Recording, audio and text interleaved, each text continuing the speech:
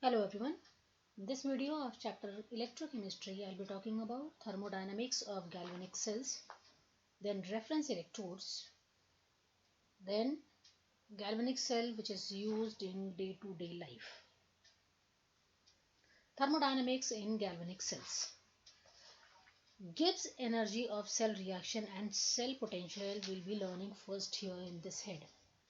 The electrical work done in a galvanic cell is the electricity, or you can say the charge passed multiplied by its cell potential. Or you can say electrical work is equal to amount of charge passed multiplied by cell potential. Charge of 1 mole of electron is F coulombs. For the cell reaction involving n moles of electrons, the charge passed would be n multiplied by F coulombs, and the work would be n multiplied by F multiplied by cell potential. Gibbs in 1878 concluded that electrical work done in galvanic cell is equal to the decrease in Gibbs energy, that is minus delta G of cell reaction, and he said electrical work is equal to minus delta G. So we can say here minus delta G is equal to N multiplied by F multiplied by cell potential, or we can say delta G is equal to minus NF multiplied by cell potential. So under standard state or under standard condition, delta G naught would be minus is equal to minus NF E naught cell, or standard potential, standard cell potential. Now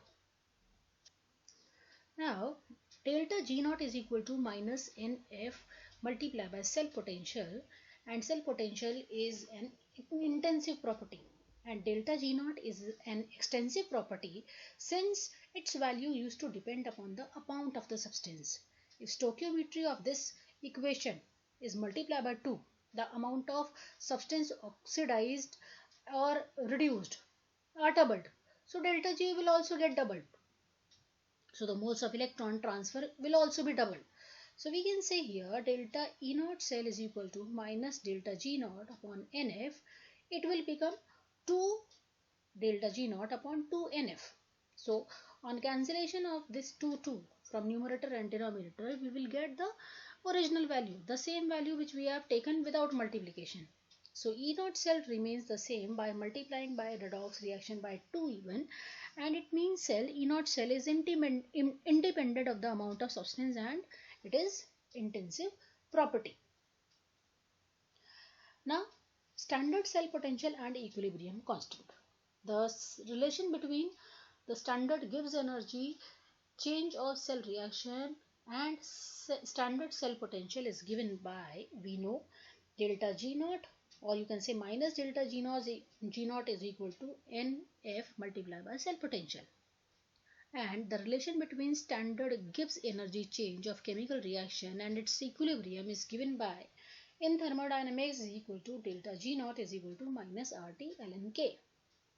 If we are combining these two equations, we will be getting NF minus NF E naught cell is equal to minus RT ln K. Or from extracting E cell from this equation, we will be getting RT upon NF ln K. If we are converting into log base 10, then we will be getting 2.303 RT upon NF log base 10 K. If we are substituting value of 2.303 R upon F by 0.0592, we will be getting the value of E naught cell is equal to 0.0592 upon N log base 10 K at 25 degree Celsius. Now let's talk about reference electrodes. In a galvanic cell, oxidation and reduction reaction occurs simultaneously on the separate electrodes.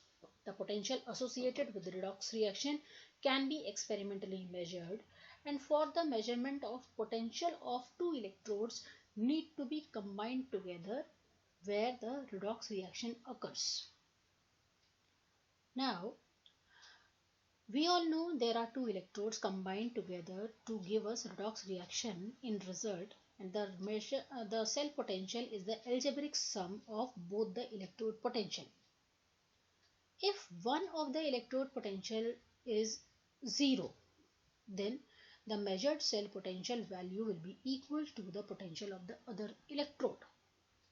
So from this we can say that it is necessary to choose an standard electrode as a reference point, and chemists have chosen hydrogen gas electrode consisting hydrogen gas at 1 atmospheric pressure in contact with 1 molar solution containing hydrogen ions as primary reference electrode.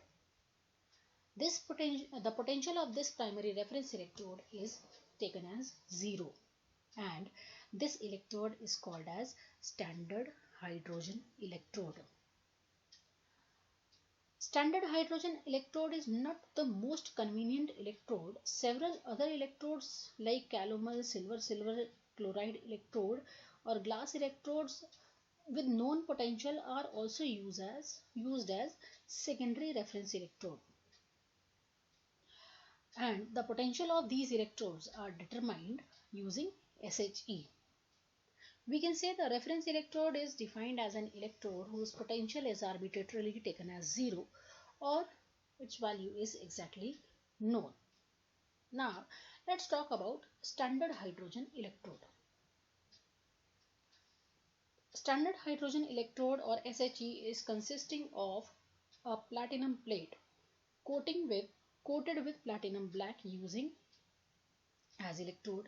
This plate is connected to the external circuit through a sealed narrow glass tube containing mercury. It is surrounded by an outer jacket like you are seeing on the diagram. The platinum electrode is dipped in a solution having concentration 1 molar hydrogen ion solution. The solution is kept saturated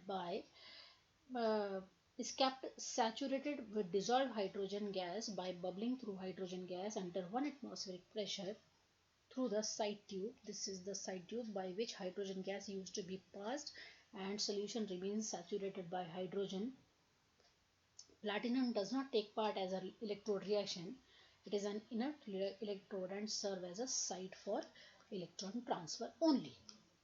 If we talk about its formulation is hydrogen ion which is there as a solution of 1 molar concentration. Hydrogen gas is there in the solution and platinum is a site or acting as an inert electrode. Electrode reaction is hydrogen ion will taken up, 2 hydrogen ions will taken up 2 electrons to give you hydrogen gas, and its standard electrode potential value is 0.00 volt. Now what are its application?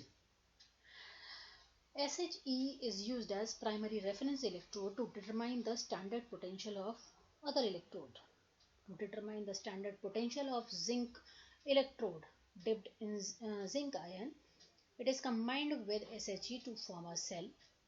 Here cell potential will be determined, and since the value of electrode which is the reference electrode which is acting as cathode and it is used as SHE, so its value is 0.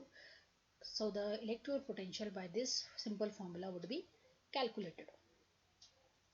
Now what all are the difficulties of, or you can say, in setting SHE? It is difficult to obtain pure and hydrogen gas first and foremost. Then the pressure of hydrogen gas cannot be maintained exactly 1 atmospheric pressure throughout the experiment. The concentration of hydrogen ion solution cannot be exactly maintained 1 molar due to the bubbling of gas into the solution. Evaporation of water may also be take place so that the concentration will change. This results in the change in the concentration of the solution. For a standard hydrogen electrode, if we talk about, this is the reaction involved where 2 hydrogen ions absorb 2 electrons to give you hydrogen gas. According to Nernst equation, here we'll be taking partial pressure because hydrogen is gas here. So the cell potential of hydrogen would be EH2 is equal to E0H2 minus 0.0592 value of n is equal to 2 here, log base 10 partial pressure of hydrogen gas upon concentration of hydrogen. In this way, we would calculate the value of EH2. Now, galvanic cell, its use in day-to-day life. Galvanic cell is commonly used and classified into primary and secondary cell. Primary voltaic cell, when galvanic cell discharge during the current generation, the chemicals are consumed. In primary voltaic cell, once the chemical are completely consumed, the reaction will stop. The cell reaction will stop. The cell reaction cannot be reversed even after reversing the direction of current flow, or these cells cannot be recharged. The most familiar example is dry cell. Whereas secondary voltaic cells are those cells when the chemicals are consumed during the current generation can be regenerated. For this purpose, an external potential slightly greater than the cell potential is applied across the electrodes, and this results in the reversal of the direction of current flow, causing the reversal of cell reaction, and this result in the recharging of cell. The voltaic cells which can be recharged are called as secondary voltaic cell.